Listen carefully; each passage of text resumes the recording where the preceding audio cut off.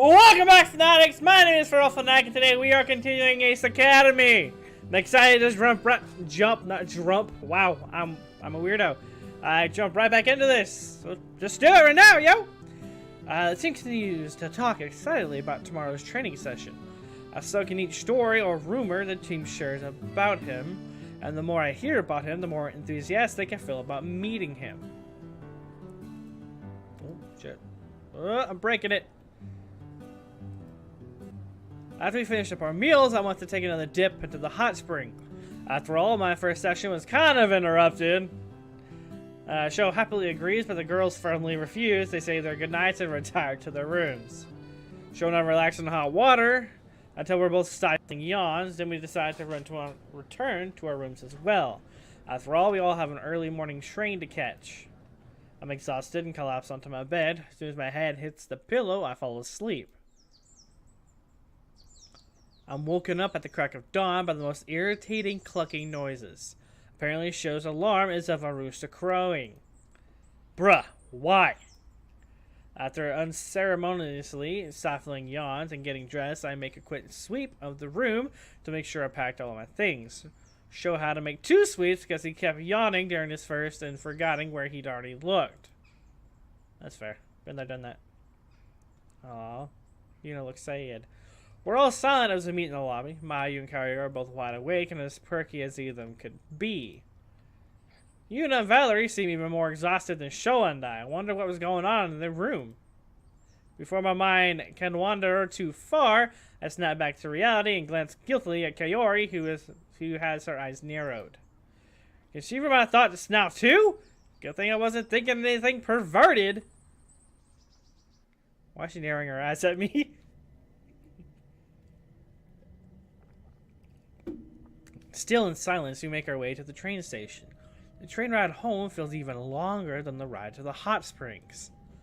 I resist the urge to ask, are we there yet? Is that an elevator sound? What was that? After what feels like an eternity, we arrive at Isokaze.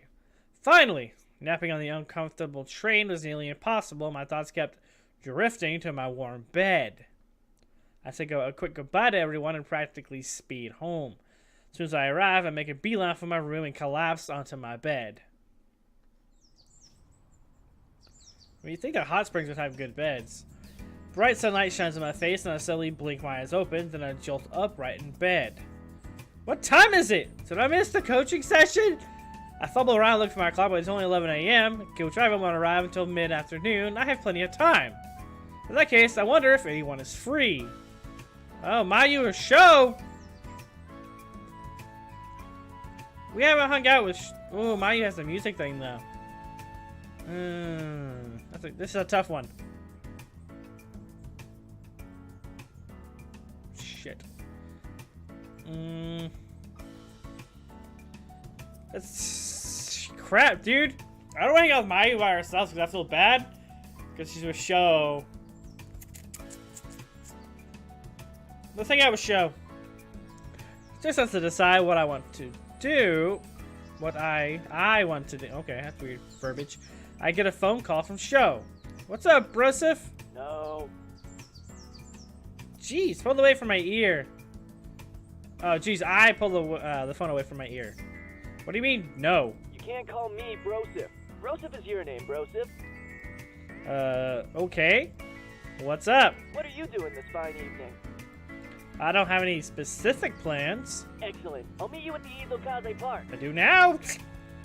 What's going on at the park? You'll see. See you in a few. He hangs up before I can pry for more. Well, whatever it is, if Sho's excited, then it has to be fun. Or peeping. Well, I hop on my bike and drive to the park. Tantalizing scents of food waft towards the streets, enticing passersby. As I search for the parking space, the park is illuminated with hanging lanterns and packed full of stalls. Is this some type of festival? Sho lingers on the outskirts of the park and runs over to me. There you are, Shouseph. What's all this? It's a festival, of course. Yeah, but which one? He looks incredulous. Jeez, you don't know? Nope. No. Should I? Of course. Everyone knows it's the Festival of Dongos. Dongo, Dongo. I love that song. It's Splendid. You have no idea, do you? I just told you. They sell all kinds of Dongo here. But why is there even a festival where they can sell Dongo? He blinks. Does it matter? No. Now come on. Wait, are we gonna wait for the others? Sho scratches the back of his head. This might just be a two-man operation. Sounds good to me. I nod. Just us guys? I'm game. Then let's get started. The Adventures of Shouseph and Show. I feel kind of bad for that. Whatever. I nod. Sho seems to be in an extra good mood. We enter the throng of people and browse the different stalls. This area sells all sorts of crafts and clothing. A small doll dressed in a fitted kimono catches my attention. I stop Sho and inspect it further. The wooden doll has hair black as night and a dainty face with blushing cheeks and red lips. Maybe Yuna would like this. Oh, why not? Let's just buy it. How much for this? The vendor names his price and I pay it. Sho cautiously watches the transaction. Interesting choice. Is that a new thing you're into? It's a souvenir for my girlfriend. Sho's eyes go wide. What? You can't go buying souvenirs. Why not? Because now I'll have to buy one too. My bad. Sure, you can get one too. Oh, not this. I can't get the same one as you. She might find out and then she'd be upset. Okay, then we'll look for something else. Ready for some food? Always. That's what I like to hear. We move away from the crafts area and straight into the sea of small eats. Sho can't decide on what to order and ends up ordering one of each item. His arms are full of more Dongo than one man can eat. I manage to stop him before he applies the same tactic to each vendor and convince him to eat what we have first. We sit down along the edge of the park at the picnic tables. As we settle in, a set of twins approaches us. Hey boys, are these seats taken? Oh boy. Although their faces are nearly identical, one girl has stick straight hair, which flows in a glossy waterfall down her back and ends right above her ample bottom. Second girl places her curls and lets them bounce between her full bosom. Uh-oh. They flash a smile, revealing cute dimples, and sit across from us and set down their drinks. It's really nice of you to save us seats. They seem to be around our age. The girl looks at Sho with interest as they play with the straw in their drinks. Do you go to Ace? Considering Ace is the only university around here, it's not an unusual guess. He seems dazed. Yeah, he's in the pilot program. Pilots? Sho nods, still as confused as before. He shoots me questioning glances, as if unsure whether or not this is actually happening. He is so out of his element. The girls look at each other and giggle. What are you doing after the festival? Oh, why didn't you fed this lady? Would you want to hang out? Sho's eyes wide, and he looks at me in astonishment. It looks like he's about to agree when he quickly shakes his head. Actually, we have plans with our girlfriends later tonight. Aw, really? Oh, look at Sho! That's my Shouseph! Sho nods, although more reluctantly this time. Man, you better watch it. Both of you are already taken? Oh well. Shrugging, she scribbles something on a napkin and tucks it into Sho's hand. Her fingers lingers on Sho as she leans in close and speaks in a breathy voice. Well, if you guys ever want to hang out, I'm sure we'll be available. Sho, throw that away! They slowly turn to their feet and purposely give us an eyeful of the tatas. As they walk away, they exaggerate the hypnotic sway of their hips. What just happened? No idea.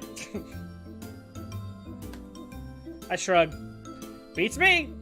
Sho looks like he's trying to process what happened, but doesn't seem to be making much progress. I think that was a fluke.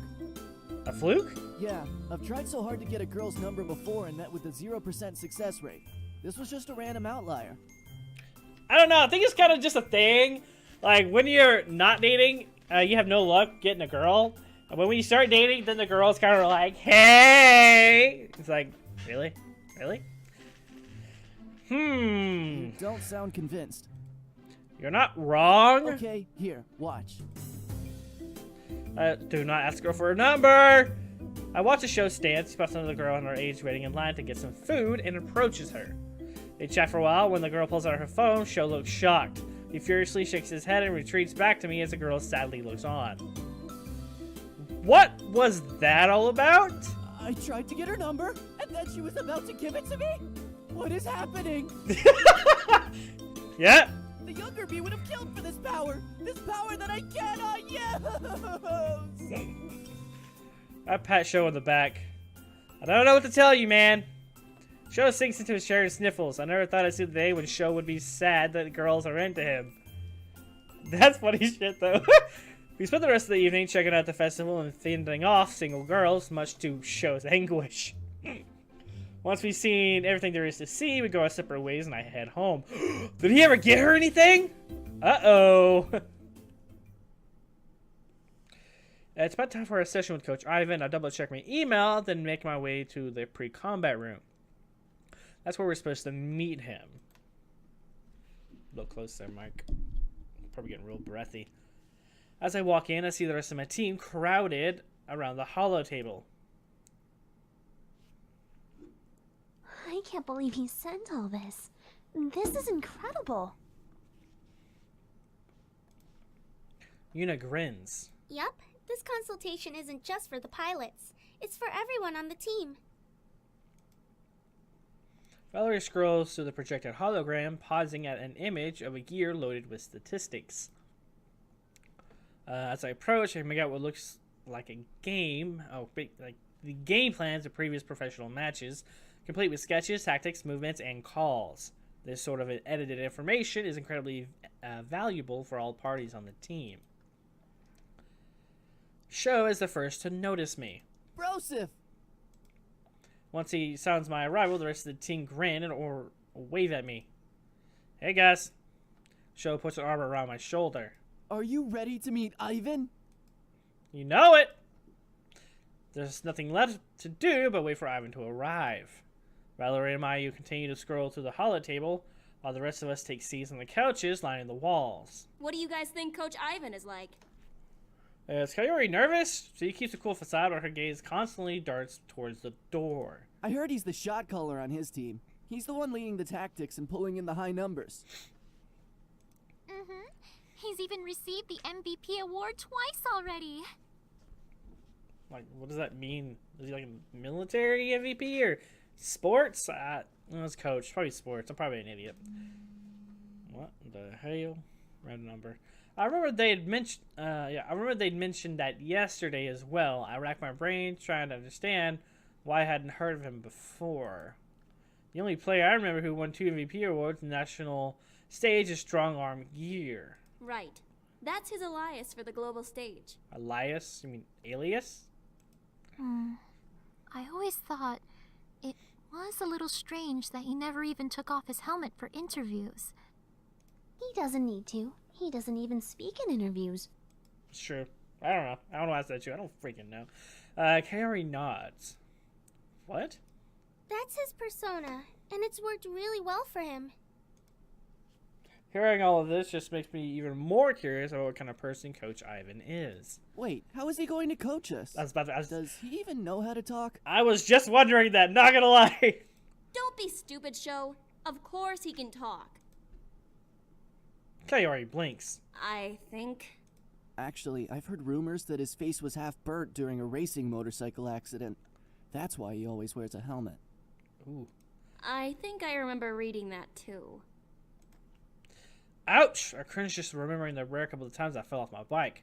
I don't even want to imagine how painful it would be to fall off my bike while racing. What if he's scary? I've heard he yells at first-year pilots. Or worse. Valerie, quit being a douche. Mayu's eyes widen. What? Valerie pats Mayu sympathetically on the back. It was nice knowing you. What a douche. No. But why? Her eyes well up with tears. Stop being mean, Valerie. True, thank you. Don't listen to Valerie. She's just teasing. Valerie smirks. Or am I? What was the point of taking them away if you just put them right back, Gabe? The door slides open, catching all of our attention.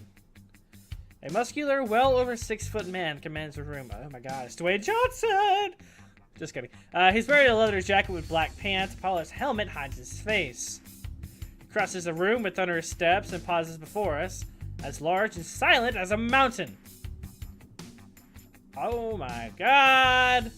It's a big boy. The group glances nervously at each other. Nobody wants to break the silence. Hello?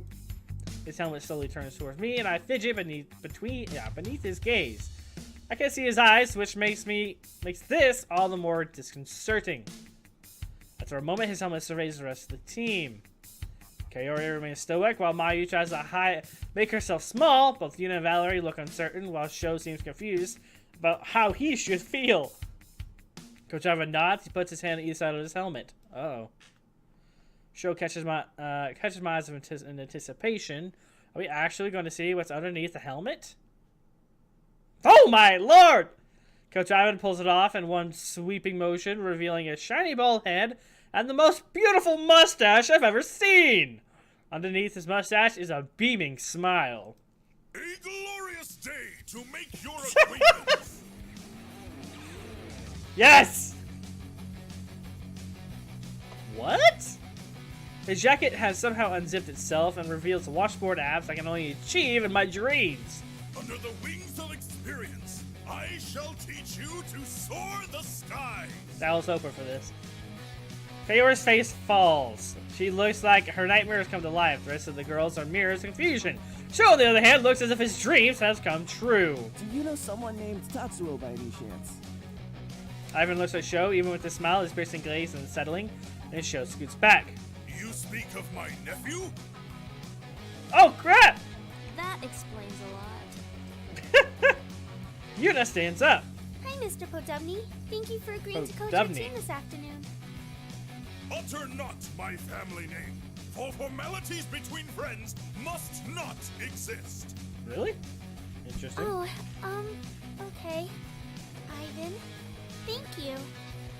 He nods. Of course, we will begin with lesson 1. To sprout into a magnificent tree, we must first water the roots. The foundations? Yes, fiery flower. Fiery flower! That's a red-headed turn in her hair. Ivan motions us to the holograph. We cautiously approach, and Ivan projects an image of a seed. First, the seed requires sunlight, water, carbon dioxide, and rich soil. The key to remember is the symbiotic relationship between plant and environment. Through light energy absorbed by chlorophyll, conversion occurs of carbon dioxide and water to create glucose and oxygen. Have I fallen asleep or started dreaming I'm in class again? Jeez, this is like listening to Valerie explain. Shh, do you want to get caught or what? Sho freezes mid-sentence and closes his mouth. Valerie eyes suspiciously, then shrugs and resumes listening to Ivan ramble about some plant mumbo-jumbo. Dang it, Shouseph, you almost ruined us! Understood? He is met with silence. Ivan uses his fingers to elongate his mustache in great thought. Demonstration will triumph. Yes, please. Demonstration will skipped it, my bad. triumph explanation. Yes, please. Ivan nods solemnly. Make haste to the simulations. Oh. As we enter the simulation, Ivan sets us up to spar with AI gears. Once the match is over, he points out where we lost focus or how we could have prevented getting hit. Then gives us suggestions on how to tighten up as a unit. Once he's shared his insight, he sends us back in for another round. While we fight the AIs, Ivan and Valerie talk quietly about simple fixes to our gears. He seems pleased by what Valerie shares with him. I assume she mentioned the original tweaks she added to her gears when she first joined the team. The more Valerie talks, the more animated Ivan becomes. Oh. Yuna watches everywhere closely and jots down notes on her tablet. I have a feeling she's recording feedback on our session with Coach Ivan as well as recording feedback from our simulated matches. Based on the just brief notes I provided on our first match, our second match felt worlds apart from our first. quite apparent why he won 2 MVP awards. He truly lives up to his title of strong arm gear. So long as you can decipher what he says.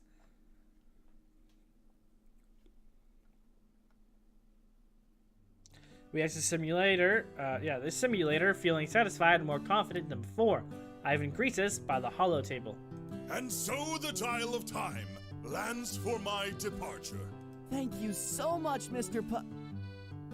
And it's actually Gaze falls on show. I mean, thanks, Ivan. Ivan smiles. We appreciate your time. And all this data analysis will help me fine-tune the gears to give him that extra boost. We can't lose after a training session like that. Ivan begins to sniffle. Is something wrong? He rubs his eyes with his forearm. You guys. Suddenly Ivan scoops all of us into a group hug. Ha! Make me so proud! He squeezes us so tightly I gasp for air, shows mouths help me while trying to wriggle free. Mayu looks terrified as she squished into Yuna's chest. I frown, but quickly keep myself in check. I wish Mayu and I could switch places, but I was really... was I really about to get jealous of Mayu? Yes. Valerie tries to hug Ivan's arm like Kaori. While Kaori looks like a deer in headlights and struggles to break free. Ivan doesn't notice. Hey! After one last squeeze, he releases us and lets out a deep breath. Deep sigh. And so the nest perch on the branch finds its awakening. Go forth, hatchlings! Ashlings, nice. His helmet magically materializes in his hand. He puts it on and zips up his jacket, then offers us a final thumbs up. We wave goodbye as he heads out, calling out our thanks to his retreating form. Man, I am so pumped for our match tomorrow. Me too. Should we get some practice in while we can? Kaori shakes her head. I think Valerie needs to make the recommended calibrations first. True. Yep. They aren't major control changes or anything, so you won't feel a difference while piloting. You'll just get better energy efficiency based on piloting patterns Ivan pointed out. Kaori nods. That's exactly what we need. Huh, okay. So, what do we do until then? It is reading week. No, Mayu, don't say it. No! Ah! Kaori covers her ears. Idiot! What's wrong with you? He doesn't want to study. Anything but that. So, Mayu interlocks her arm with Shows. it won't be that bad. I promise. Show glances at Mayu, smiled, and his face lights up. Okay. We'll talk to you guys later. Woo! Mayu smiles, and the two of them are off. You're all good then, Valerie? Yep, I'll send a text when I'm done. Okay, thank you. I'd better get to studying too. I nod and watch her head off. Well, since I'm already on campus, I'll go submit my report on the coaching session. I'm a little disappointed that we can't hang out, but she notices my expression. If I finish early, I'll let you know. Yay! Alright. I'll see you later. Oh, your little heart, so cute. I wave goodbye. Do you want some company? No, it's okay. I'll be doing some boring stuff anyway, and I'm not a fan of over-the-shoulder spectators. A lot of people aren't. I nod. Alright, let me know if you need anything. Sure.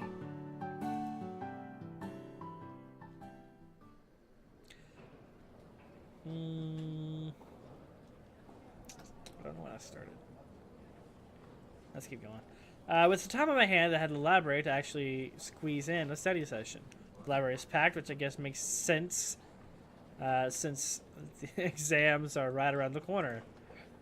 After circling the desk a couple more times, I managed to sneak into a desk stall just as another student is leaving. I feel like a car trying to find a parking space in a crowded lot.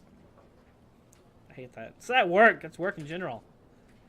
A few hours go by in a blur. Valerie texts at one point saying the changes are done, but otherwise nothing eventful happens. That's all the studying I can do in one sitting. I pick up my tablet and wonder if anyone's available. Can I save here? Yeah. Alright, I'm going to end it here. Thank you so much for watching, and I hope to see you guys in the next video. Goodbye.